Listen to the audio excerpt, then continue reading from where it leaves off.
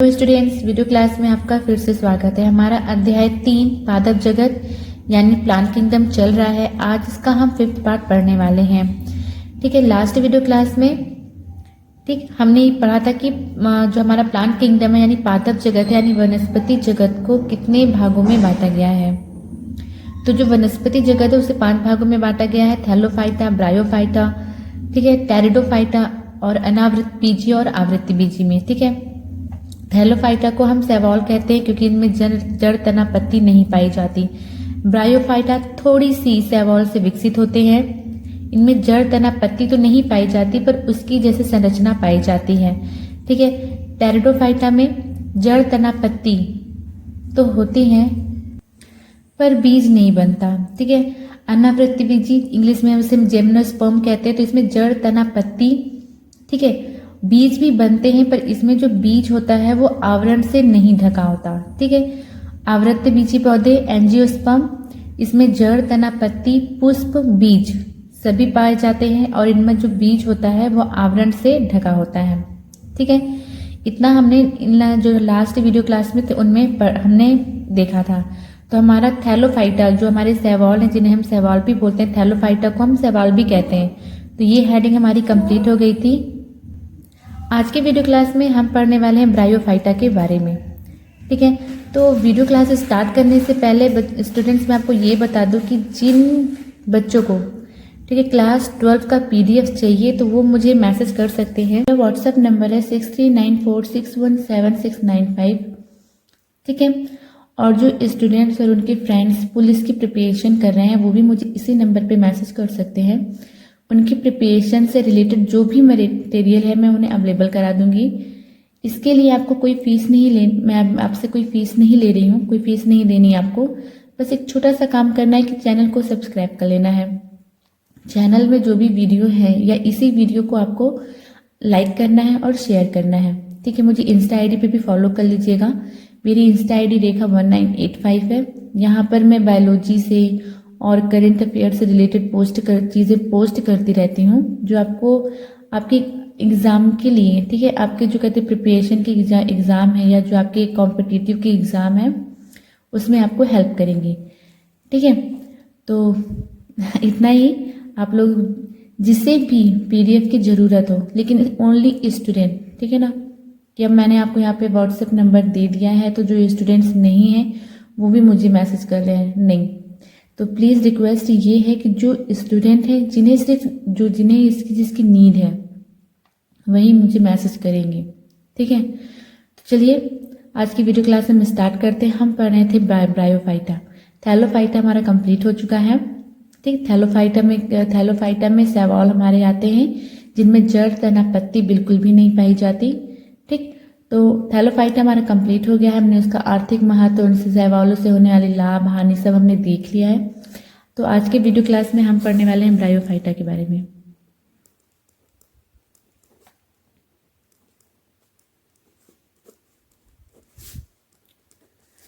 ठीक है, ब्रायोफाइटा।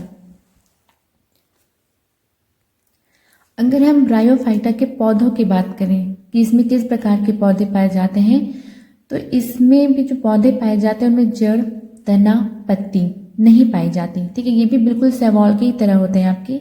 इनमें ना ही जड़ पाया जाता है, ना ही तना पाया जाता, ना ही पत्ती पाई जाती। लेकिन हाँ, इनमें पत्ती जैसी संरचना पाई जाती है जिसे हम क्या बोलते हैं, थैलस बोलते हैं।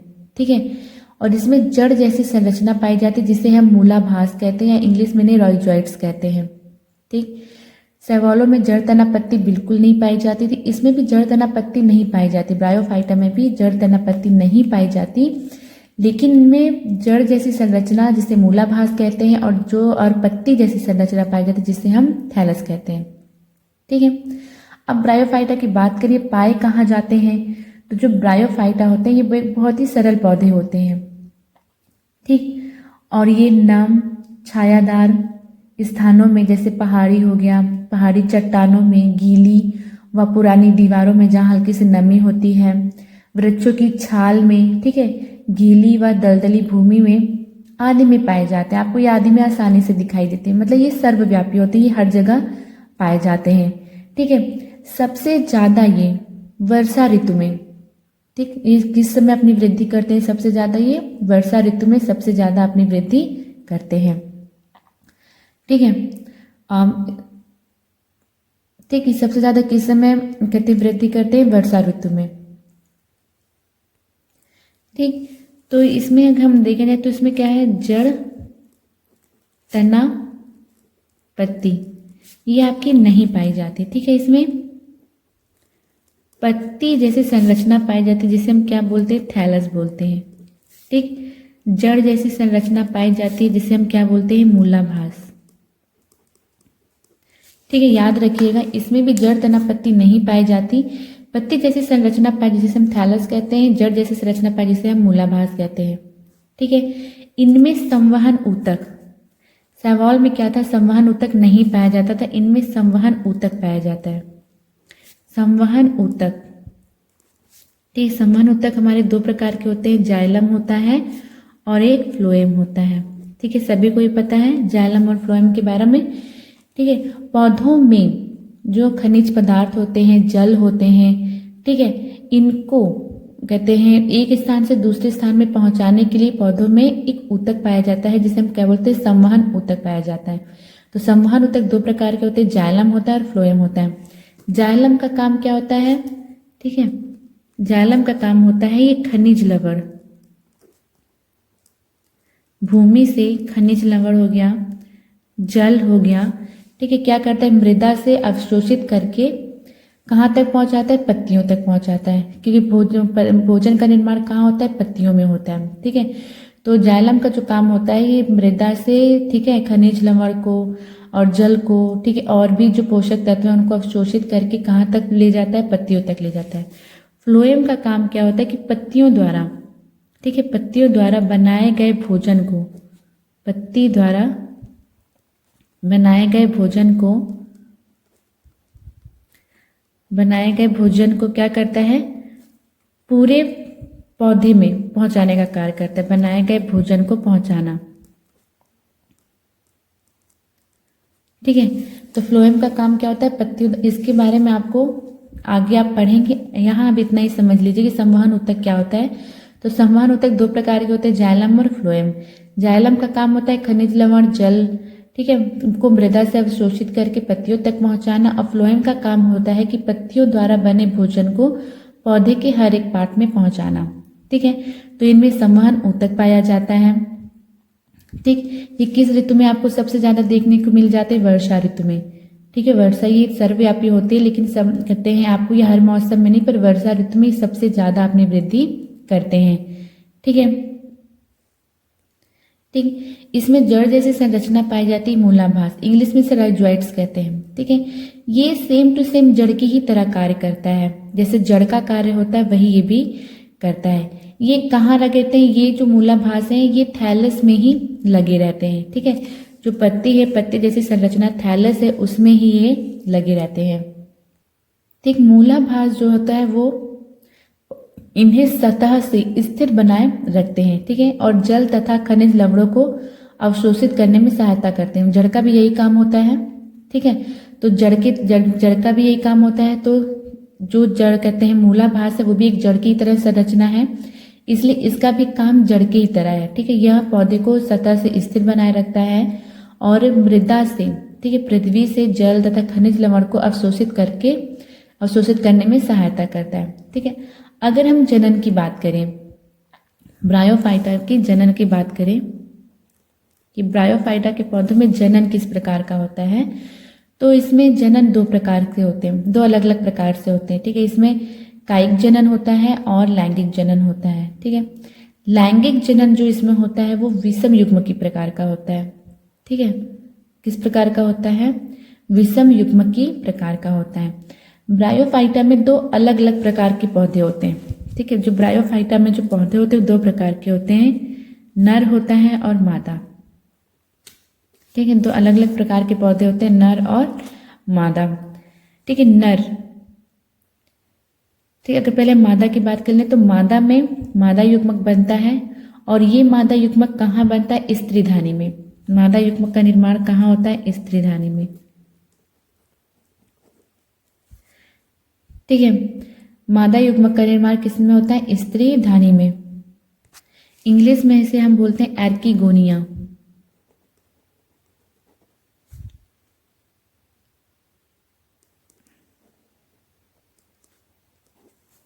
ठीक है, तो मादा में मादा युग्मक का निर्माण होता है। मादा युग्मक का निर्माण कहाँ होता है? स्त्री धानी में होता है। ठीक है, तो जो मादा युग्मक होता है उसे हम क्या बोलते हैं? अंडगोल बोलते हैं। क्या बोलते हैं? स्त्री धानी में जो मादा युग्मक का निर्माण होता है उसे हम क्या बोलते हैं? अंडगोल, oospore। ठीक है, तो मादा युग्मक को ब्रायोफाइटा में क्या बोला जाता है? अंडगोल बोला जाता है। ठीक है, कंफ्यूज नहीं होएगा, क्या बोला जाता है? अंडगोल बोला जाता है। ठीक है, नर युग्मक का निर्माण कहाँ होता है? पुंधानी में होता है। नर युग्मक का निर्माण, मादा युग्मक का निर्माण स्त्री धानी में, नर युग्मक का निर्माण कहाँ होता है? पुंधानी में होता है। ठीक है, और जो हमारा नर युग्मक होता है उसे हम क्या बोलते हैं? पुमड़ू बोलते हैं। क्या बोला जाता है उसको? पुमड़ू बोला जाता है। ठीक है, यानी पुमड़ू को एंथ्रोजोइट्स, इंग्लिश में क्या बोलेंगे इसको हम? एंथ्रोजोइट्स, एंथेरोजोइट्स।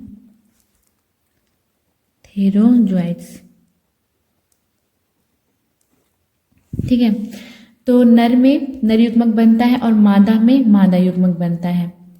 ठीक ठीक है, तो इनमें जो लैंगिक जनन होता है वो किस प्रकार का होता है? विषम युग्मकी प्रकार का होता है। इनका जो मादा युग्मक होता है वो अचल होता है, उसमें कोई फ्लैजला नहीं पाया जाता। पर जो नर युग्मक होता है उसमें क्या पाया जाता है? उसमें फ्लैजला पाया जाता है, वो भी 2 फ्लैजला पाए जाते हैं। ठीक है, एक हमारा पश्चाभी पाया जाता है और दूसरा हमारा, ठीक है, तो जो नर युग्मक होते हैं वो क्या होते हैं? चल होते हैं और इनमें 2 फ्लैजला पाया जाता है। ठीक है, तो नर युग्मक क्या होता है? वो मादा युग्मक के पास जाता है। ठीक, और ये कब जाता है? जब पौधा पूर्ण रूप से क्या होता है? परिपक्व हो जाता है। जब पौधा पूर्ण रूप से परिपक्व हो जाता है तो नर युग्मक पुंधानी से निकलकर मादा युग्मक तक पहुंचता है। ठीक है, किस माध्यम से पहुंचता है ये मादा युग्मक तक? जल के माध्यम से। ठीक है, तो जो ब्रायोफाइटा के जो पौधे हैं उन्हें निषेचन के लिए जल अति आवश्यक होता है। ठीक है, क्योंकि जल के ही माध्यम से नर युग्मक मादा युग्मक तक पहुंचता है। ठीक, जिसे निषेचन के लिए जल की आवश्यकता होती है उसे हम क्या कहते हैं?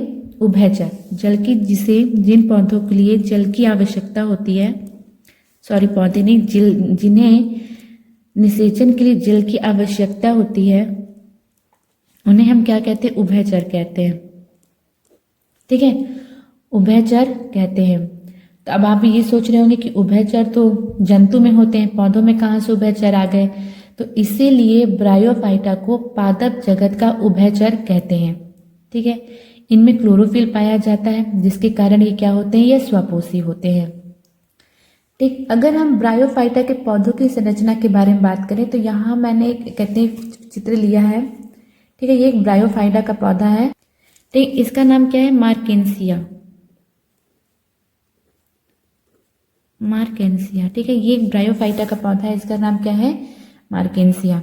ठीक, ब्रायोफाइटा मैंने आपको बताया कि 2 प्रकार के पौधे होते हैं। तो ये हमारा क्या है? नर है, सॉरी ये हमारा मादा है, मादा, और ये हमारा नर है।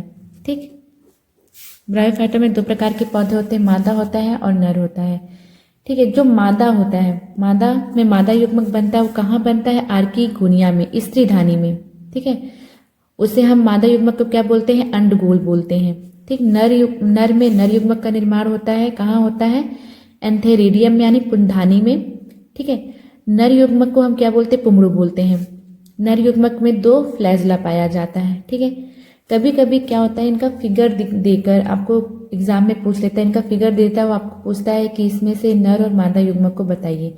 तो आपका जो इनका ये है, ठीक है, आर्किगोनिया और एंथेरिडियम, इनका जो कहते हैं इनको देकर इसका जो है स्त्रीधानी जो ये मादा युग्मक में है ये क्या है? फूल की तरह है।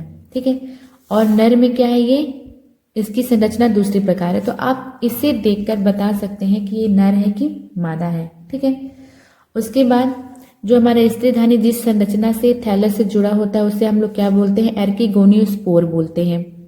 ठीक है, इसमें एक गोल सी संरचना और कहते हैं 2 फ्लैजला पाए जिसे हम लोग बोलते हैं जिम्मा कप। इसकी जरूरत क्या होती है, जब इसमें कायिक जनन होता है। कायिक जनन में ये जिम्मा कप क्या होता है, इससे अलग होकर, ठीक है, नए पौधे का निर्माण करता है। विखंडन, इससे अलग होकर, विखंडन द्वारा इससे अलग होकर नए पौधे का निर्माण करता है। मैंने आपको बताया था कि इसमें पत्ती नहीं पर पत्ती जैसी संरचना पाई जाती है जिसे हम क्या बोलते हैं, ये एक पत्ती जैसी संरचना है जिसे हम बोलते हैं, क्या बोलते हैं, थैलस। पत्ती से ही जड़ जैसी संरचना निकलती है जिसे हम लोग क्या बोलते हैं, मूलाभास बोलते हैं। ठीक है, तो ये एक ब्रायोफाइटा के पौधे का कंप्लीट स्ट्रक्चर है, कंप्लीट संरचना है, जिसने, और पौधे का क्या नाम है, मार्केंसिया।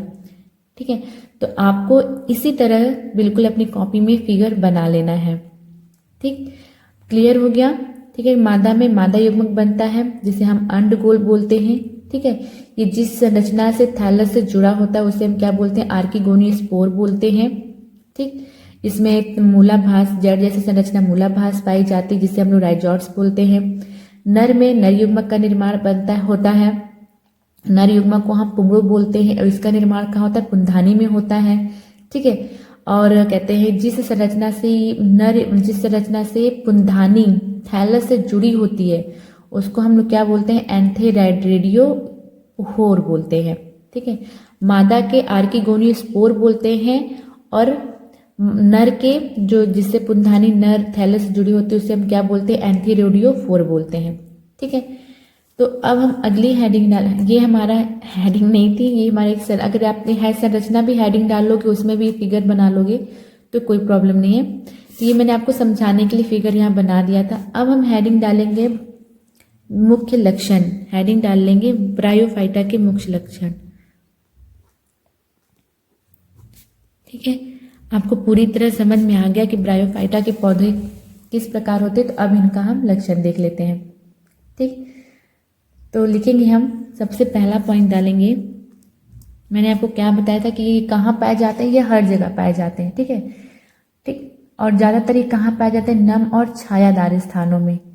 ठीक है, जैसे हो गए पुरानी दीवारें हो गई जो हल्का से नम होती हैं, गीली मिट्टी हो गई, दलदली भूमि हो गई, उस जगह ये आसानी से उग जाते हैं। और सबसे ज़्यादा ये किस टाइम उगते हैं, वर्षा के टाइम में। ठीक है, तो लिखेंगे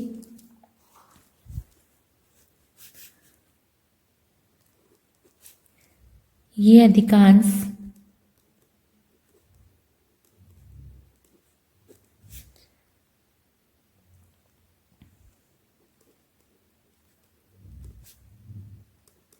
नम व छायादार स्थानों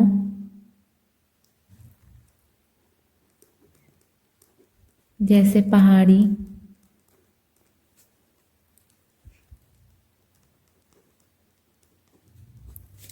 गीली व पुरानी दीवारों,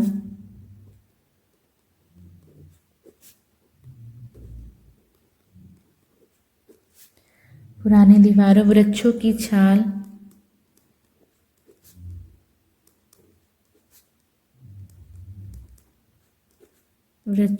छाल, ठीक है, गीली व दलदली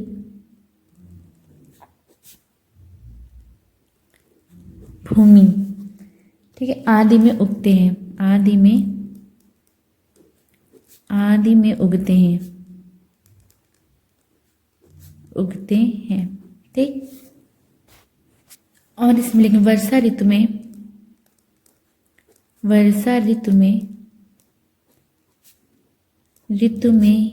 ये सर्वाधिक वृद्धि करते हैं। ठीक है, दूसरा पॉइंट हम डालेंगे, सेकंड पॉइंट, इसमें लिखेंगे, इनमें जड़, तना, पत्ती नहीं पाई जाती, परंतु पत्ती जैसी संरचना, परंतु पत्ती जैसी संरचना जिसे थैलस कहते हैं, थैलस कहते हैं। जड़ जैसी संरचना, जड़ जैसी संरचना मूलाभास, जिसे मूलाभास कहते हैं, जिसे मूलाभास कहते हैं। ठीक है, इनमें जड़ तना पत्ती नहीं पाई जाती, परंतु पत्ती जैसी संरचना जिसे थैलस कहते हैं, जड़ जैसी संरचना जिसे मूलाभास कहते हैं, पाए जाते हैं, पाए जाते हैं। ठीक है, तीसरा, इनमें संवहन ऊतक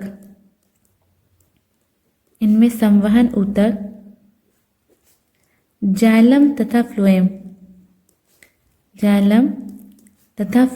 पाया जाता है, फ्लोएम पाया जाता है। ठीक, जाइलम तथा फ्लोएम पाया जाता है। ये 4 पॉइंट। देखिए, इनका शरीर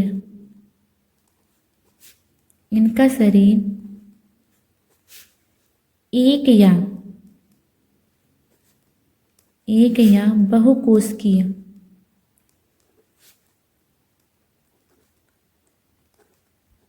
बहुकोशिकीय मूलाभासों द्वारा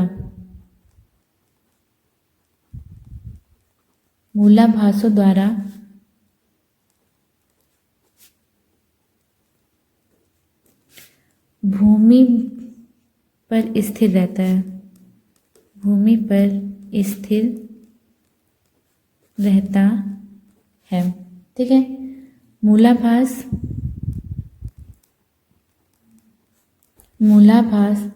भूमि से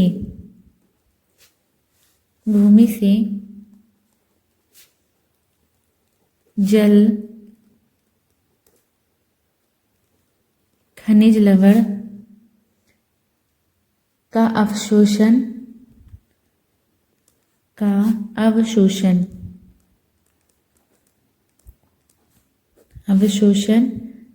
है,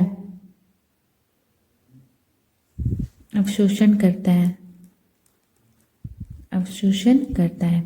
ठीक है, और मूलाभास कहाँ पाया जाता है? अभी हमने फिगर में देखा, ये थैलस के ऊपर उगते हैं। ठीक है, मूलाभास कहाँ उगते हैं? थैलस के ऊपर उगते हैं।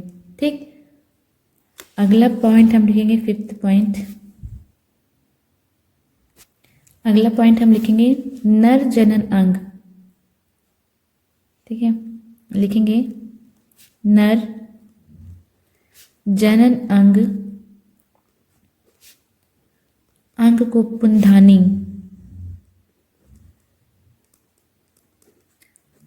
पुंधानी, ठीक है, क्या कहते हैं इंग्लिश में इसको? एंथेरिडियम।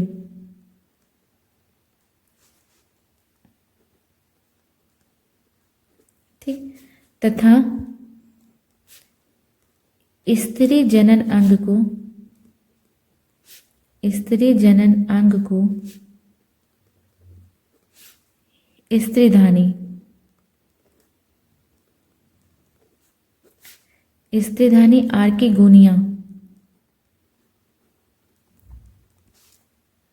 आर्किगोनिया कहते हैं।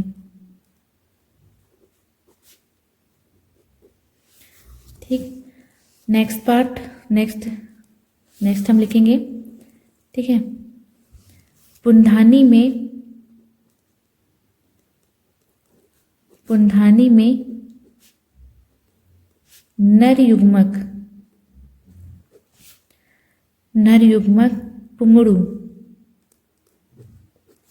पुमड़ू का निर्माण होता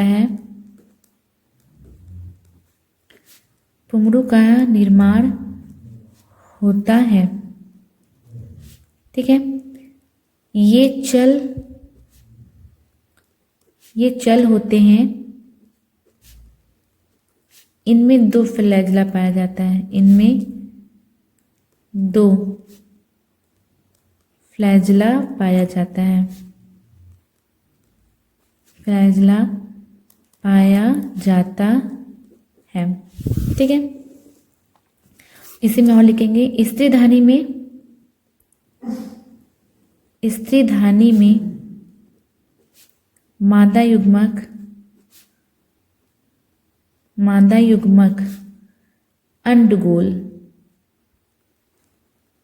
अंडगोल,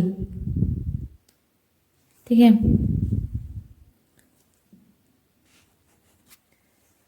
अंडगोल का निर्माण होता है, अंडगोल का निर्माण होता है। ये अचल होते हैं, ये अचल होते हैं। ठीक है, नेक्स्ट पॉइंट हमारा 7। ठीक है, अंड तथा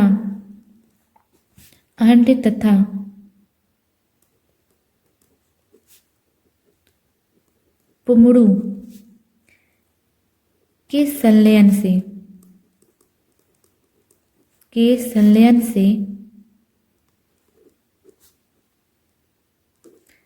द्विगुणित युग्मनज यानी जायगोट हमारा द्विगुणित युग्मनज का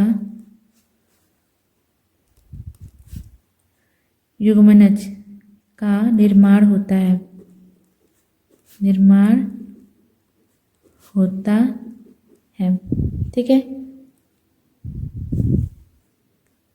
है, अगला पॉइंट 8वां, लेकिन ब्रायोफाइटा के पौधों में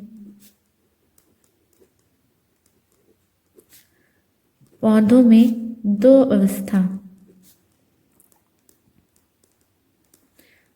अवस्था युग्मकोद्भिद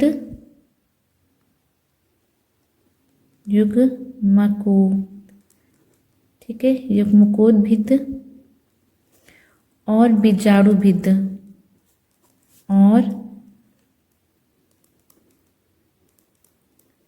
बीजाणुभिद पाई जाती है।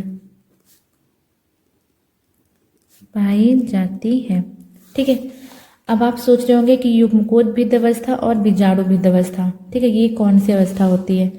ठीक, तो जिसमें युग्मकोद्भिद अवस्था वह अवस्था होती है जिसमें युग्मक का निर्माण होता है। ठीक है, जब नर में नर युग्मक का निर्माण होता है और मादा में मादा युग्मक का निर्माण होता है, तो इसे हम कौन सी अवस्था बोलते हैं, युग्मकोद्भिद अवस्था बोलते हैं। ठीक है, ठीक, तो नर में जब नर युग्मक का निर्माण हो गया, मादा में मादा युग्मक का निर्माण हो गया, तो जो नर युग्मक है वो मादा युग्मक के पास जाकर संलयित होता है। ठीक है, और संलयन के पश्चात, ठीक है, संलयन के पश्चात क्या बनता है, मैं इसको इस मतलब आपके इस अवस्था को समझाने के लिए मैं एक दूसरा उदाहरण ले लेती हूँ। ठीक है, एक दूसरा कहते हैं ब्रायोफाइटा का ही एक और पौधा है, मैं उसको कहते हैं फ्यूनेरिया। ठीक है, आप फ्यूनेरिया में इस अवस्था को अच्छे से देख सकते हैं, तो मैं उसका वो फिगर ले लेती हूँ आपको, तो अब आपको शायद ये अवस्था अच्छे समझ में आएगा। ठीक है, तो जो हमारा कहते हैं, ठीक, तो ये हमारा फ्यूनेरिया का पौधा है, ये नर और ये मादा। ठीक है, तो नर में नर युग्मक का निर्माण होगा, मादा में मादा युग्मक का निर्माण होगा। ठीक है, तो युग्मकों के जो निर्माण की अवस्था होती है उसमें उसे हम कौन सी अवस्था कहते हैं, युग्मकोद्भिद अवस्था कहते हैं। भूलिएगा बिल्कुल भी नहीं, युग्मकोद्भिद अवस्था कौन सी अवस्था होती है, जिसमें नर में नर युग्मक का निर्माण होता है और मादा में मादा युग्मक का निर्माण होता है। ठीक है, नर युग्मक का निर्माण कहाँ होता है, पुंधानी में होता है, और मादा युग्मक का निर्माण कहाँ होगा, स्त्रीधानी में होगा। राइट, तो मादा युग्मक का निर्माण कहाँ होगा, स्त्रीधानी में होगा। ठीक है, जब जो कहता हमारा ये नर पौधा है जब पूर्ण रूप से परिपक्व हो जाता है, तो जो हमारा पुमड़ू है, ठीक है, परिपक्व हो जाता है, तो पुमड़ू पौधे से निकल कर कहाँ जाएगा, मादा युग्मक के पास जाएगा, मादा युग्मक अंडगोल के पास जाएगा। ठीक है, तो जब नर और मादा युग्मक आपस में मिल जाते हैं, मतलब संलयित होते हैं, तो ये क्या संलयन के पश्चात ये क्या करते हैं, द्विगुणित युग्मनज का निर्माण करते हैं। ठीक है, युग्मनज विकसित होता है। ठीक है, द्विगुणित कहते हैं जब ये इसमें से क्या होता है, दो गुणित युग्मनज का निर्माण होता है, जिसे हम जाइगोट कहते हैं। जब युग्मनज का निर्माण होता है तो एक संरचना, ठीक है, युग्मनज विकसित होकर एक और संरचना का निर्माण करती है। ठीक है, यही संरचना, यही अवस्था क्या कहलाती है, बीजाणुभिद्ध अवस्था कहलाती है। ठीक है, बीजाणुभिद्ध में जो हमारा द्विगुणित युग्मनज है, ठीक है, उसमें क्या होता है, उसमें जब समसूत्री विभाजन होता है, समसूत्री विभाजन करके वो एक और संरचना का निर्माण करती है। ठीक है, जब समसूत्री विभाजन के बाद जब बीजाणुभिद्ध अवस्था में वो पहुंच जाती है, तो जो बीजाणुभिद्ध अवस्था में बीजाणुओं में एक कहते हैं युग्मनज में क्या होता है, अर्ध, ये भी द्विगुणित है तो फिर उसमें क्या होता है, अर्धसूत्री विभाजन होने लगता है। और अर्धसूत्री विभाजन के बाद क्या होता है, बीजाणु का निर्माण होता है। ठीक है, तो बीजाणु का निर्माण ही कौन सी अवस्था कहलाती है, बीजाणुभिद्ध अवस्था कहलाती है। ठीक है, युग्मक का निर्माण युग्मोद्भूत अवस्था कहलाती है, और बीजाणुओं का निर्माण क्या कहलाती है, बीजाणुभिद्ध अवस्था कहलाती है। ठीक है, तो जो ठीक इन दोनों में मतलब नर और मादा, इनमें युग्मक का निर्माण हुआ, उसके बाद इनके संलयन, जब नर और मादा आपस में संलयित होते हैं तो मैंने अभी आपको क्या बताया कि युग्मनज का निर्माण होता है। ठीक है, और ये युग्मनज विकसित होकर एक और संरचना का निर्माण करता है। ठीक है, ठीक, तो जब नर और मादा आपस में संलयित होते हैं और युग्मनज का द्विगुणित युग्मनज का निर्माण होता है, तो इनमें क्या होता है, एक समसूत्री विभाजन होने लगता है, और ये समसूत्री विभाजन करके एक और संरचना का निर्माण करते हैं। ठीक है, इस संरचना में, जिसे हम क्या बोलते हैं, कैप्सूल बोलते हैं, इस संरचना क्या बोलते हैं, कैप्सूल में, इसमें फिर क्या होता है, अर्धसूत्री विभाजन होता है। ये अभी क्या है, ये पूरा क्या है, द्विगुणित युग्मनज है। ठीक है, फिर इसमें क्या होता है, अर्धसूत्री विभाजन होता है, और अर्धसूत्री विभाजन के बाद अगुणित बीजाणु का निर्माण होता है। ये यहाँ पर अर्धसूत्री विभाजन हो रहा है और क्या है, बीजाणु बन रहे हैं। ठीक है, ठीक, तो ये यन है। ठीक, ये भी अगुणित है, ये भी अगुणित है। ठीक है, यहाँ पर नर में नर युग्मक बन रहा है, अगर इसे देख लें, नर में नर युग्मक बनेगा, मादा में मादा युग्मक बनेगा। तो ये जो अवस्था है उसको हम क्या बोलते हैं, युग्मक के निर्माण की अवस्था क्या कहलाती है, युग्मोद्भूत अवस्था कहलाती है। ठीक है, जब नर और मादा युग्मक आपस में संलयित हो जाते हैं, उसके बाद जब युग्मनज का निर्माण होता है, तो ये एक और संरचना, द्विगुणित युग्मनज एक और संरचना का निर्माण करता है। ठीक है, यही अवस्था क्या कहलाती है, बीजाणुभिद्ध। ठीक है, तो बीजाणु के निर्माण ही कौन सी अवस्था कहलाती है, बीजाणुभिद्ध अवस्था कहलाती है। ठीक है, तो ब्रायोफाइटा का जो मुख्य पौधा क्या होता है, मुख्य पौधा क्या होता है, युग्मोद्भिद होता है, युग्मकोद्भिद होता है। मुख्य पौधा क्या होता है, युग्मकोद्भिद होता है,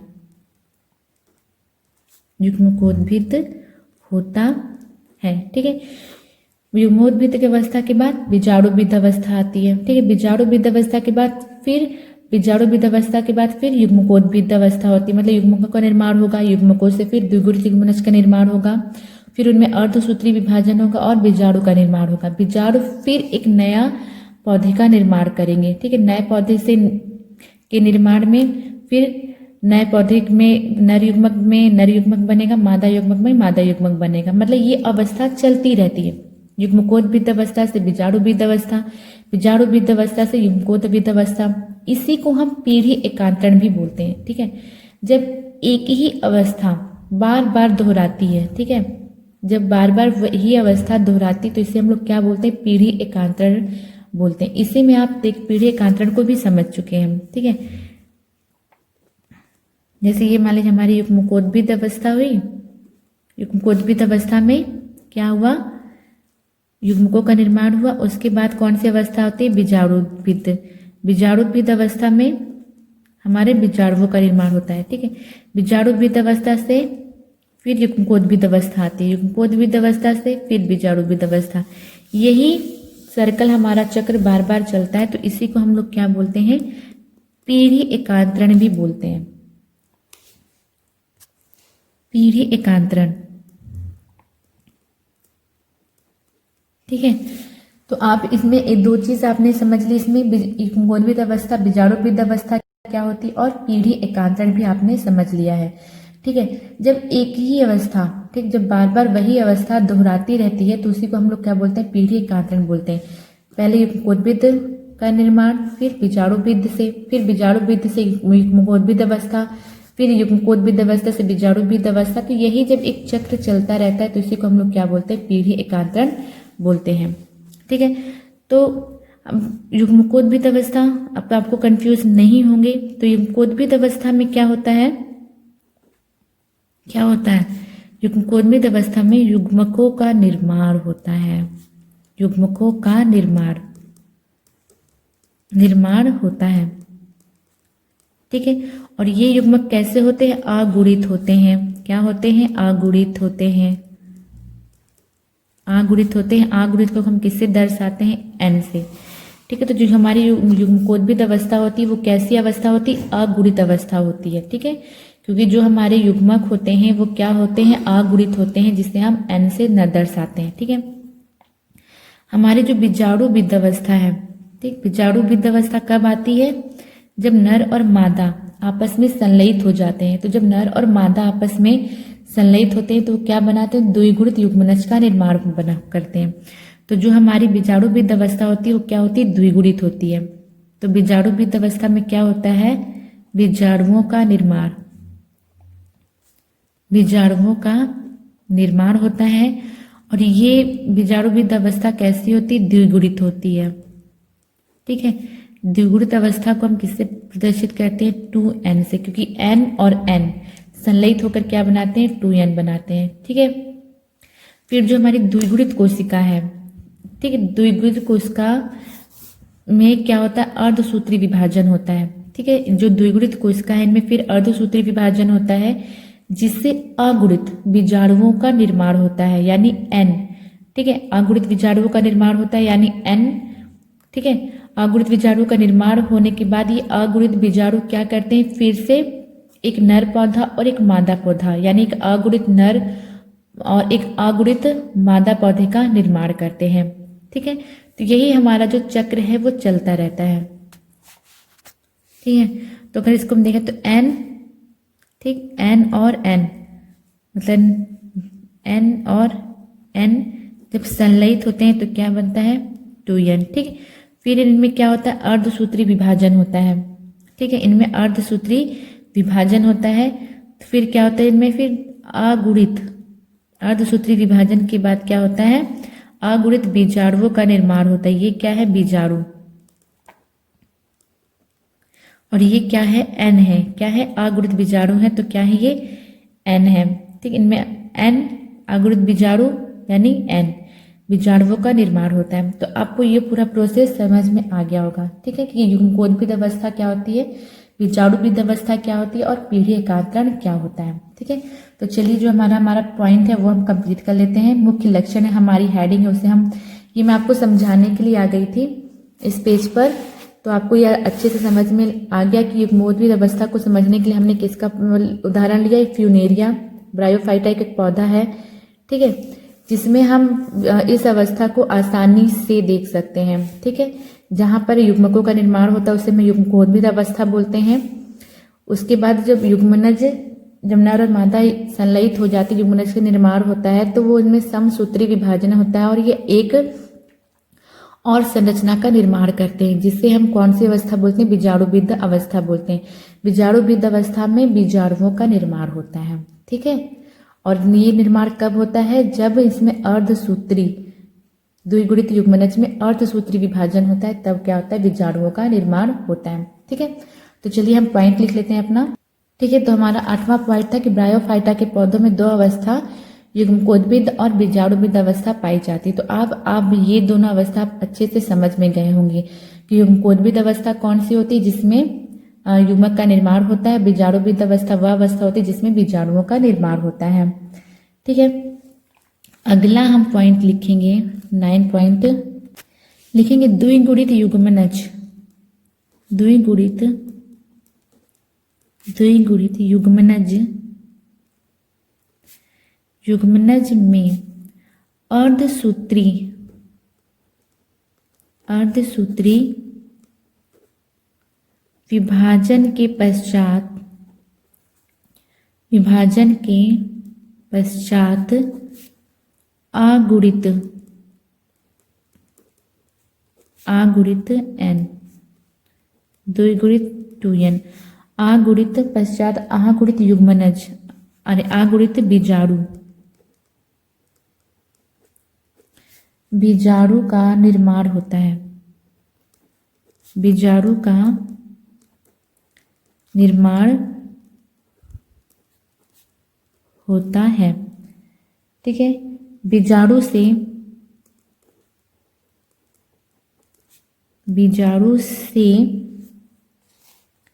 युग्मकोद्भिद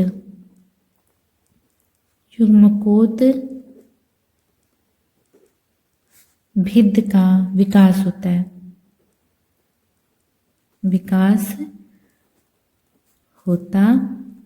ठीक है, एंड लास्ट हमारा पॉइंट क्या है, ब्रायोफाइटा में यानी ब्रायोफाइटा के पौधों में पीढ़ी एकांतरण मिलता है। ठीक है, तो अब आपको मुझे ये तो नहीं समझाना पड़ेगा क्योंकि हमने अभी समझ लिया कि पीढ़ी एकांतरण हम किसे कहते हैं। ठीक है, जब बार बार वही अवस्था दोहराई जाती है, यानी युग्मकोद्भिद अवस्था से बीजाणुविद अवस्था, बीजाणुविद से, ठीक है, फिर बीजाणुविद में बीजाणु का निर्माण होता है। वो बीजाणु क्या करते, फिर से अगुणित, ठीक है, अगुणित युग्मकों का निर्माण करते, अगुणित पौधे का निर्माण करते हैं। पौधों से फिर नर में नर युग्मक का निर्माण होता है, मादा में मादा युग्मक का निर्माण होता है। फिर उनमें नर और मादा युग्मक आपस में संलयित होते हैं। ठीक है, और द्विगुणित युग्मनज का निर्माण करते हैं। द्विगुणित युग्मनज में फिर अर्धसूत्री विभाजन होता है और बीजाणु का निर्माण होता है। फिर वो अगुणित बीजाणु फिर से नए पौधे का निर्माण करते हैं। ठीक है, तो ये एक चक्र चलता रहता है। इसी को हम लोग क्या बोलते हैं, पीढ़ी एकांतरण बोलते हैं। ठीक है, तो ये आपके ब्रायोफाइटा के जो मुख्य लक्षण हैं वो खत्म हो गए हैं। आपको अच्छे से समझ में आ गया होगा। ठीक है, आपका अगर आपका फ्यूनेरिया का चित्र पूछता है तो आपको फ्यूनेरिया का चित्र बना देना है, क्योंकि मैंने भी बनाया उसके। ये हमारा फ्यूनेरिया का चित्र है। और ब्रायोफाइटा के पौधों की संरचना की बात करें तो मैंने अभी बनाया। संरचना में आपको यही चीजें बना देनी, तो इसलिए संरचना की कोई हेडिंग होगी नहीं। अगर आपका संरचना प्रश्न में पूछता है कि ब्रायोफाइटा के पौधों की क्या संरचना है, तो आपको इन्हीं को बना देना है। ठीक है, हमने मुख्य लक्षण भी देख लिए। ठीक, तो अगली हेडिंग डालेंगे हम ब्रायोफाइटा का वर्गीकरण, जो ब्रायोफाइटास है उनका वर्गीकरण। ठीक है, हेडिंग हम लोग डालेंगे ब्रायोफाइटा का वर्गीकरण। ब्रायोफाइटा का वर्गीकरण।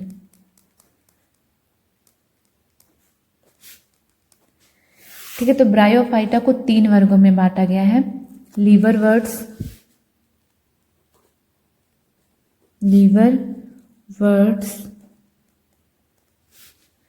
ठीक, हॉर्नवर्ट्स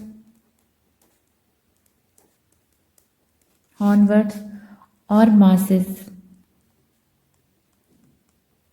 ठीक, जो ब्रायोफाइटा है उन्हें 3 भागों में बांटा गया है, लीवरवर्ट्स, हॉर्नवर्ट्स और मासेस में। ठीक है, तो आपको ना सिर्फ इनके क्या करने, उदाहरण आपको याद करने हैं और उसमें कुछ नहीं, क्योंकि जो सब चीज़ें हैं उसी में। तो हमारा जो लीवरवर्ट्स का उदाहरण है इसमें हमारा क्या आएगा,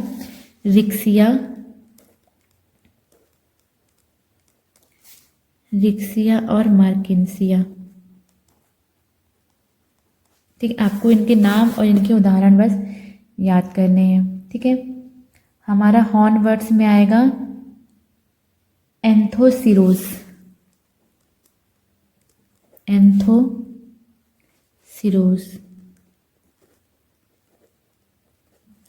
ठीक है, मॉसेस में हमारा क्या है, फ्यूनेरिया।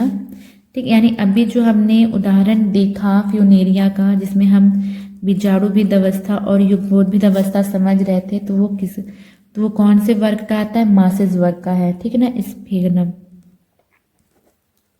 स्फिग्नम। ठीक है, तो ब्रायोफाइटा को 3 वर्गों में बांटा गया है, उनके ये नाम है और उनके उदाहरण है। तो बस आपको इसमें इतना ही याद रखना है। अब हम अगली हेडिंग डालेंगे जनन। ठीक है ना। ब्रायोफाइटा में जनन किस प्रकार का होता है? तो मैंने आपको बताया कि ब्रायोफाइटा में दोनों प्रकार से जनन होता है, कायिक जनन होता है और लैंगिक जनन होता है। ठीक है, तो इनमें जो कायिक जनन होता है, ठीक है, तो जनन में लिखेंगे तो इसमें लिखेंगे कि जनन दो प्रकार जनन दो प्रकार से होता है, कायिक जनन और लैंगिक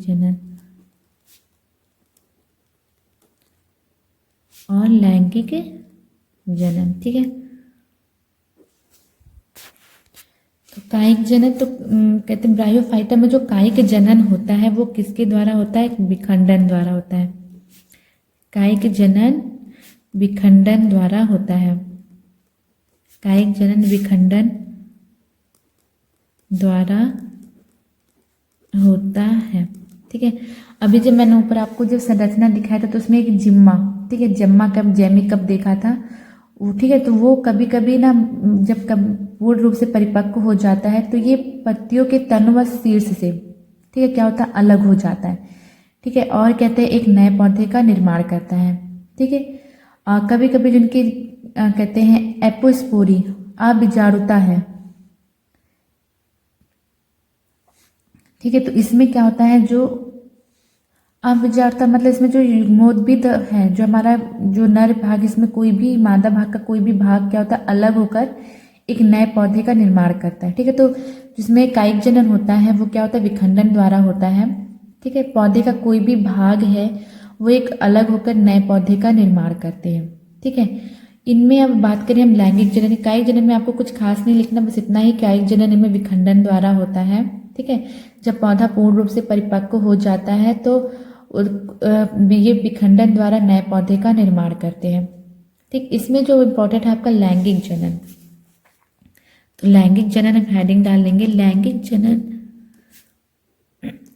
लैंगिक जनन में होता है विषम युग्म की प्रकार का होता है।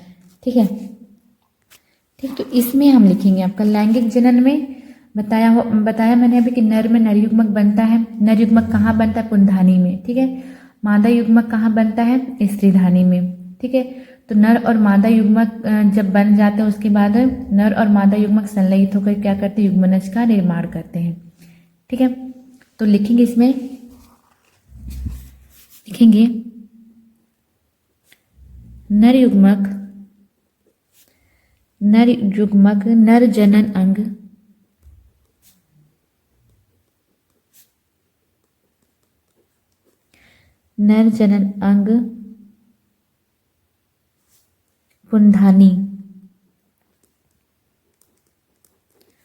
पुंधानी तथा मादा युग्मक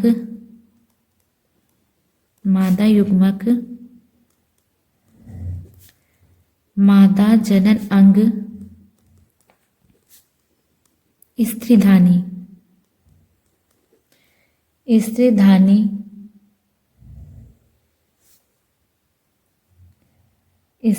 में बनते हैं।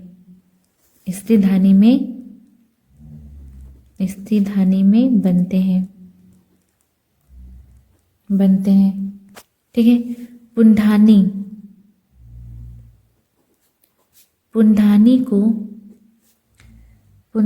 को धारण करने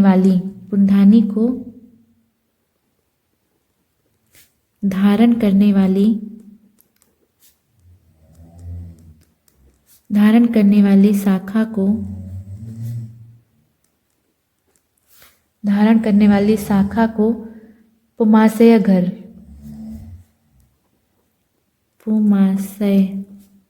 धर, ठीक है, यानी एंथेरिडियोस्पोर। ठीक है, तथा स्त्रीधानी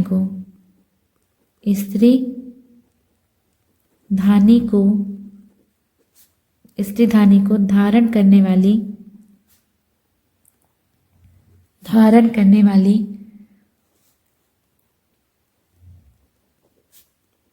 शाखा को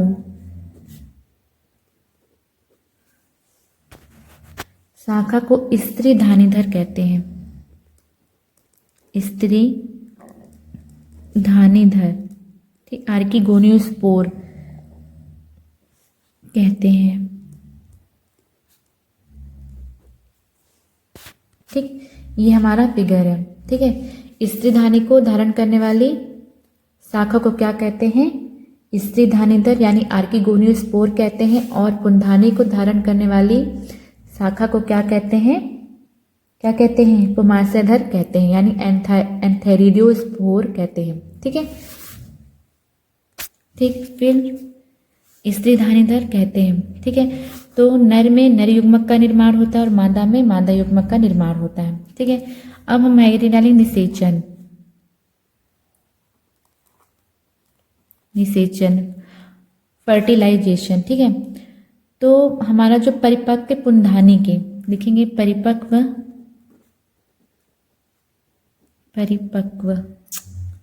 सॉरी मिस्टेक हो गया, परिपक्व पुंधानी के फटने से, पुंधानी के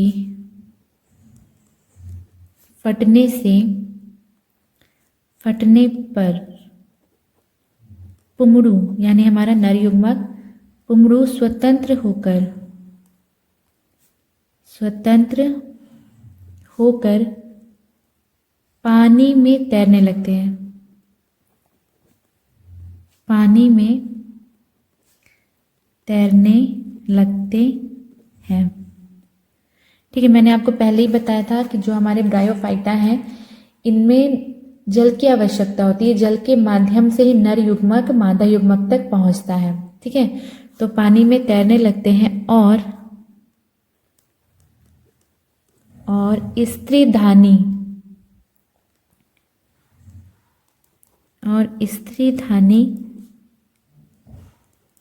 द्वारा स्रावित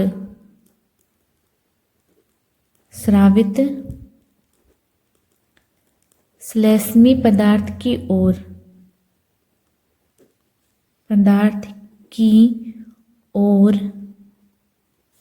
आकर्षित होते हैं,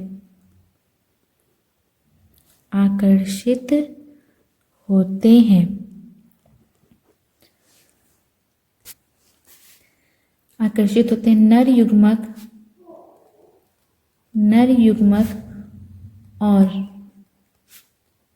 मादा युग्मक के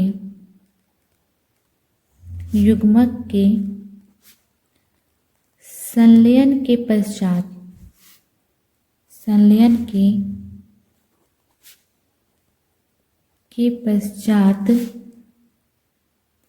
के पश्चात द्विगुणित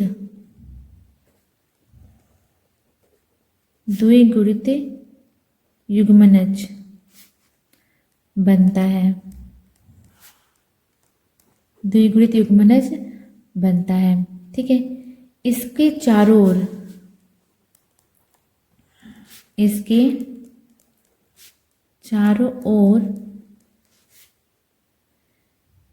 ओर एक भित्ति बन जाती है, एक भित्ति बन जाती है,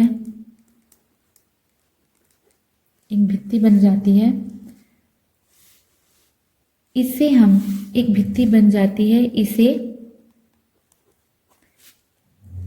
निषिक्तांड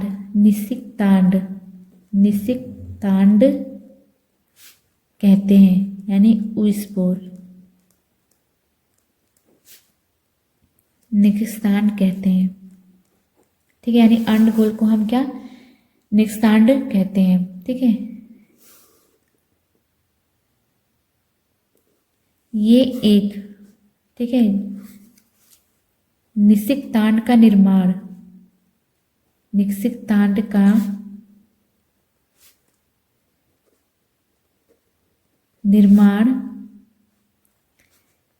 एक स्पोरोफाइट यानी बीजाणु भेद अवस्था है, एक स्पोरोफाइट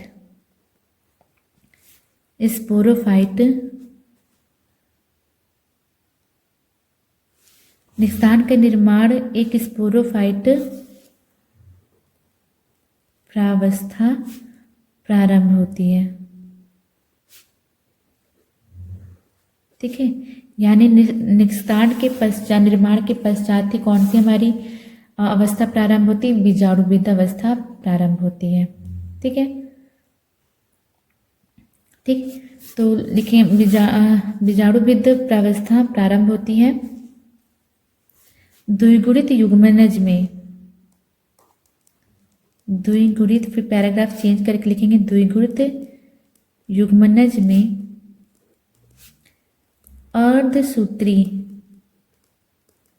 अर्धसूत्री विभाजन के पश्चात, अर्धसूत्री विभाजन के पश्चात, अर्धसूत्री विभाजन के पश्चात अगुणित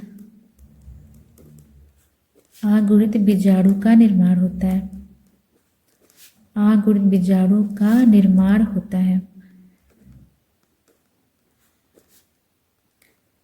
निर्माण होता है। ठीक है, इतना लिखने के बाद आपको ये फिगर बना लेना है, ये पूरा फिगर कंप्लीट स्ट्रक्चर बना लेना है।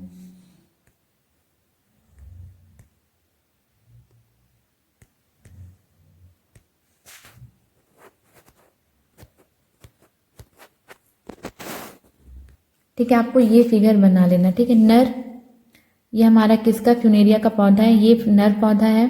ठीक है, नर पौधा, अगर इसका हम ये ऊपर वाला, यानी ऊपर वाले फिगर को अगर देखें, अगर बड़ा करके देखें, ठीक है, तो यहाँ पर आपको कुछ ऐसी संरचना मिल जाएगी।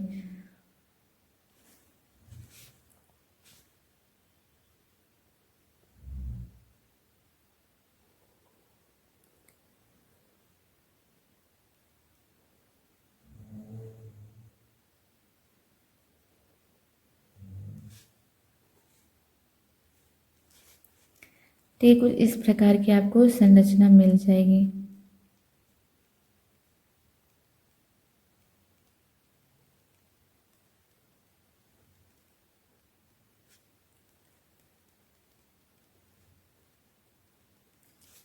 ठीक है, यहाँ पर क्या होता है, ये जब परिपक्व हो जाता है, जब पुनधानी का ये जब पुनधानी पूर्ण से परिपक्व हो जाती है, तो जो हमारे पुमड़ू हैं वो इस प्रकार से पूर्ण स्वतंत्र हो जाते हैं और कहाँ पहुँचते हैं, हमारे स्त्री धानी के पास। ठीक है, यानी मादा युग्मक के पास। अगर हम मादा युग्मक को देखें यहाँ पर, तो ऊपर में इसकी इस प्रकार की संरचना मिल जाएगी आपको।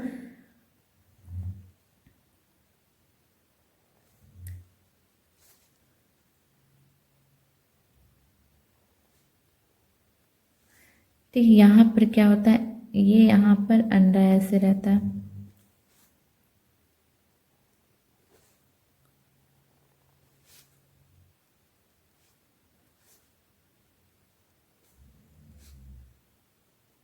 ठीक है, तो ये हमारा क्या है, एग। ठीक है, तो जो हमारे हैं क्या नाम है, जो हमारे पुमड़ू, ये जब पूर्ण पुनधानी से पुनधानी फट जाती है तो पूर्ण रूप से क्या हो जाती है, स्वतंत्र हो जाते हैं और ये कहाँ पर पहुँचते हैं, स्त्री धानी में अंडगोल, मतलब अंडाणु के पास से पहुँचते हैं। ठीक है, तो जब ये भी एन है, ये कैसा पौधा है, अगुणित है, इसको हम एन से दर्शाएंगे। मादा युग्मक भी क्या है, ये अगुणित है। ठीक है, इसको भी एन से दर्शाएंगे। तो जब नर और मादा आपस में संलयित होते हैं तो क्या होता है, निषेचन होता है और द्विगुणित क्या होता है, युग्मनज का निर्माण होता है। ठीक है, ये कैसा युग्मनज, ये क्या है, द्विगुणित है, द्विगुणित युग्मनज। ठीक है, 2n। ठीक है, ये क्या है, युग्मनज है, तो द्विगुणित युग्मनज का निर्माण होता है। ठीक है, और ये कैसा है, 2n। युग्मनज को क्या हम लोग बोलते हैं, जाइगोट। तो द्विगुणित युग्मनज का निर्माण होता है। ठीक, उसके बाद जो हमारे युग्मनज है उसमें क्या होता है, समसूत्री विभाजन होता है और समसूत्री विभाजन प्रारंभ होता है और समसूत्री विभाजन होने के पश्चात इसमें एक और संरचना बनती है। ठीक है, ये हमारे पूरी संरचना, युग्मनज के बाद इसमें समसूत्री विभाजन होता है, ये एक और संरचना बनाती है। ठीक है,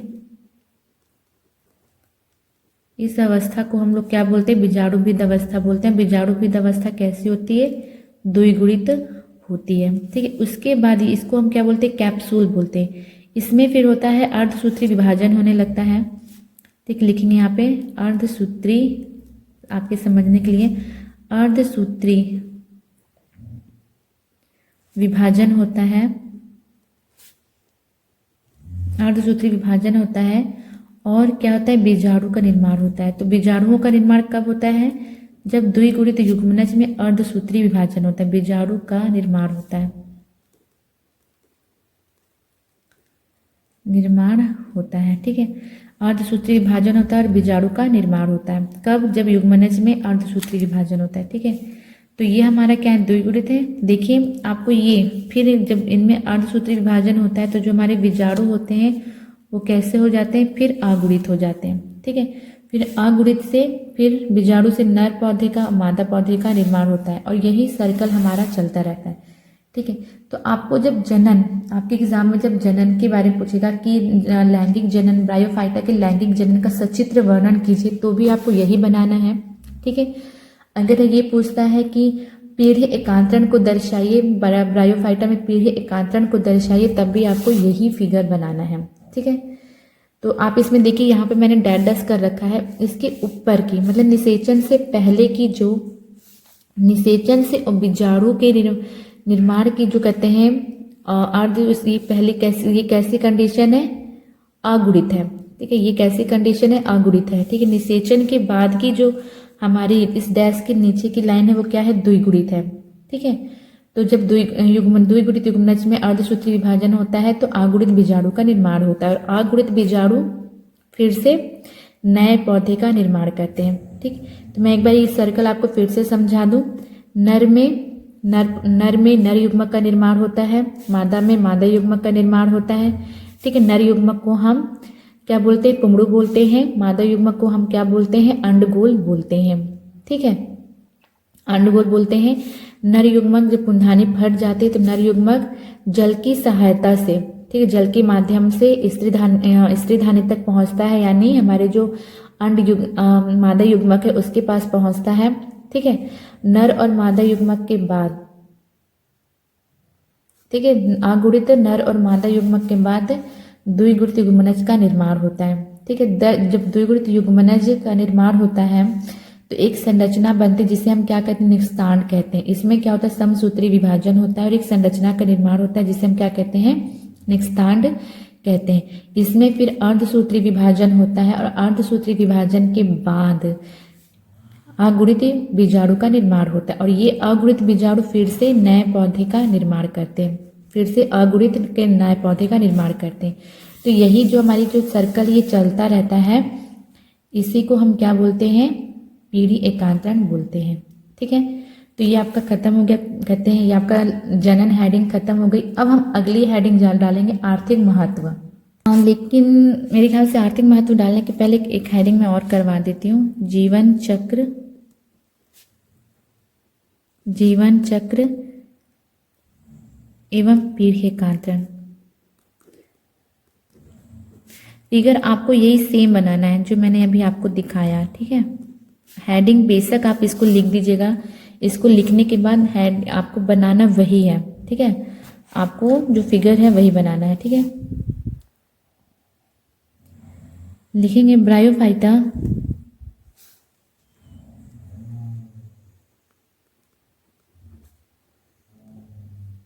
सॉरी ब्रायोफाइटा नहीं लिखते, मांस है, यहाँ पे हम मांस के पौधे का उदाहरण लेते हैं। मांस के पौधे के, क्योंकि जो हमने उदाहरण लिया किसका लिया, फ्यूनेरिया का लिया है।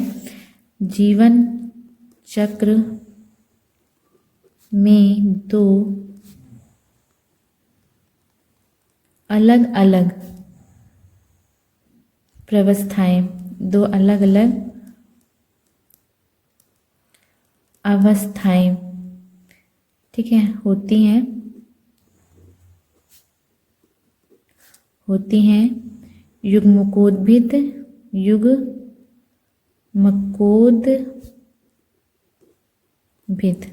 गैमेटोफाइट। गैमेटोफाइट तथा बीजाणुभिद यानी स्पोरोफाइट। स्पोरोफाइट होती हैं।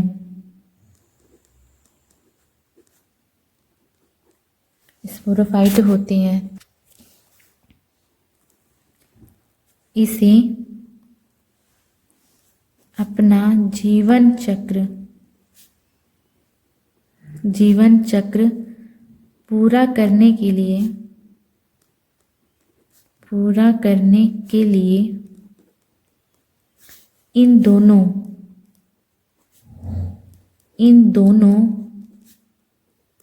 प्रावस्थाओं से गुजरना पड़ता है।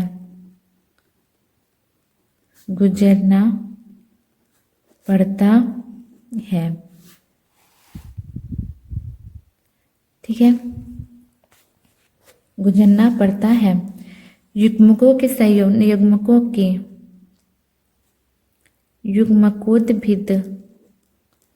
युग्मकोद्भिद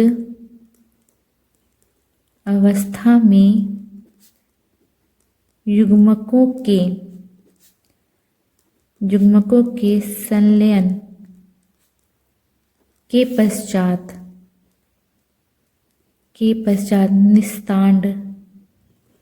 निषिक्तांड बनता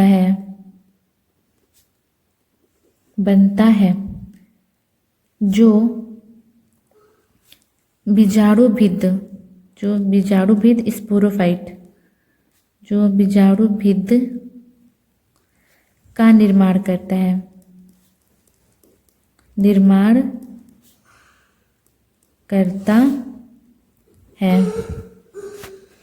ठीक है, इसके बाद आपको वही पूरा फिगर बना लेना है। तो आपका ये भी हेडिंग खत्म हो गया, जीवन चक्र एवं पीढ़ी एकांतरण।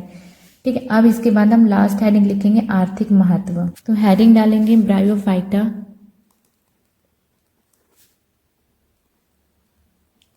ब्रायोफाइटा का आर्थिक महत्व। ठीक है, तो पहला फर्स्ट पॉइंट, ठीक है, लीवर वर्ड्स व मांस के पौधे मृदा को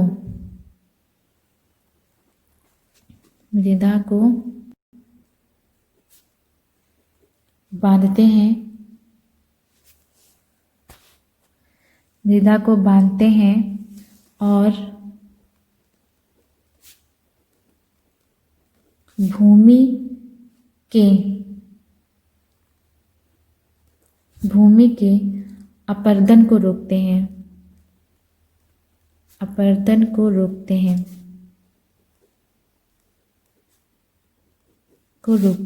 ठीक है, दूसरा पॉइंट हम डालेंगे। ठीक, यानी जो कहते हैं, जो इसके जो कहते हैं ब्रायोफाइटा के जो पौधे हैं वो क्या करते हैं, भूमि को बांधते रखते हैं, जिससे भूमि में कटाव नहीं होता। ठीक है, मतलब भूमि का जो अपरदन होता है वो नहीं होता है। ठीक है, लेकिन ब्रायोफाइटा के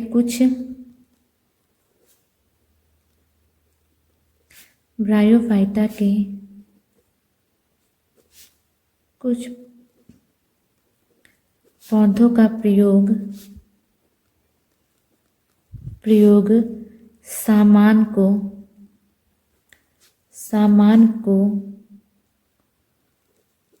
पैक करने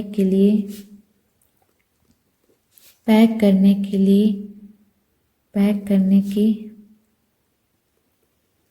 काम में आता है।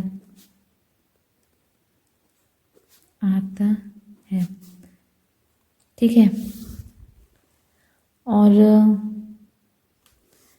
कुछ पौधे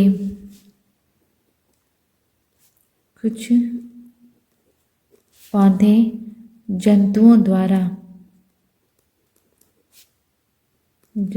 द्वारा खाने के काम आते हैं, खाने के काम आते हैं।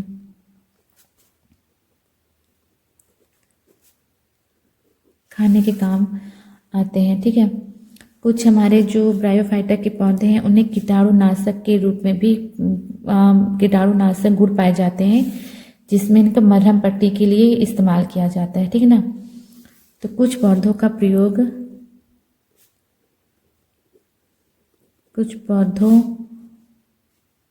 में कीटाणुनाशक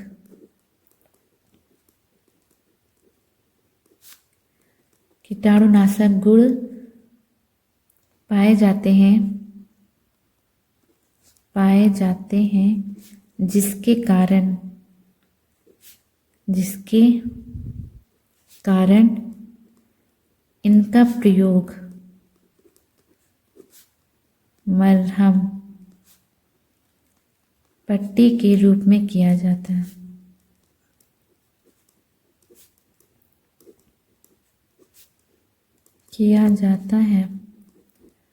ठीक है। अभी इतना ही आपका आर्थिक महत्व ब्रायोफाइटा के पौधों का आर्थिक महत्व खत्म। ये आपका ब्रायोफाइटा खत्म हो गया, ठीक है। तो आज की वीडियो क्लास के लिए इतना ही, मिलते हैं नेक्स्ट वीडियो क्लास में, ठीक है। वीडियो क्लास को शेयर जरूर करिएगा ताकि जिन बच्चों को इसकी आवश्यकता हो वो इसे भी देख सकें। आपको अगर कोई प्रॉब्लम है, वो कुछ नहीं समझ में आ रहा है कोई टॉपिक, तो आप मुझे कमेंट बॉक्स में ज़रूर पूछिएगा, ठीक है। मिलते हैं नेक्स्ट वीडियो क्लास में, तब तक के लिए बाय बाय।